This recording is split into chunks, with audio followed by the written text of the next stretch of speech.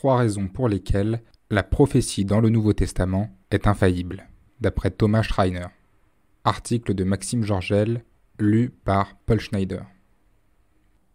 Les charismatiques, comme Wayne Grudem, qui veulent maintenir la prophétie aujourd'hui, sont obligés, pour ce faire, de dire qu'elle n'est plus de la même nature dans le Nouveau Testament que dans l'Ancien. Car si elle est de la même nature, alors elle est infaillible.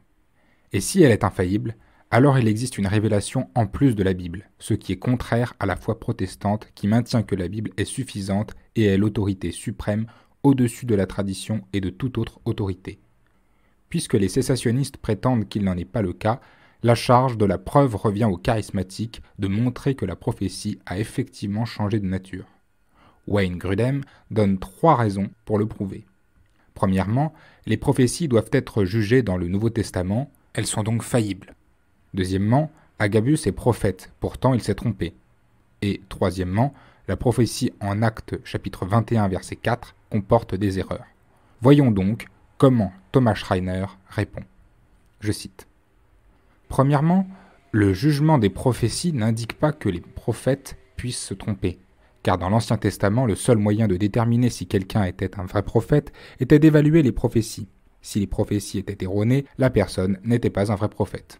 Voir aussi Deutéronome chapitre 18 versets 21 à 22, 1 Samuel chapitre 3 versets 19 à 20.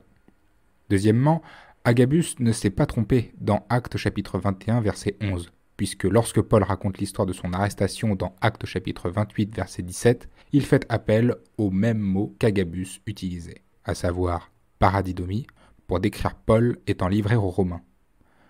Nous avons d'autres preuves qu'Agabus parlait comme un prophète du Seigneur, comme les prophètes de l'Ancien Testament. Il a utilisé le symbolisme prophétique pour lier ses propres mains et ses propres pieds, imitant le genre de symbolisme prophétique que nous avons dans l'Ancien Testament.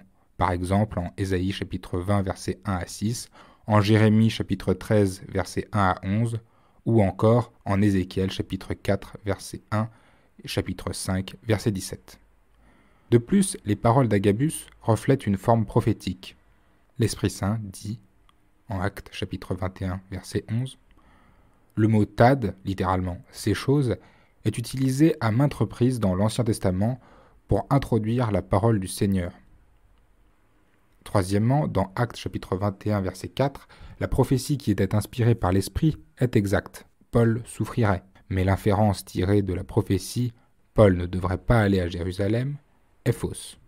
Fin de citation. Pour ces raisons, Schreiner conclut.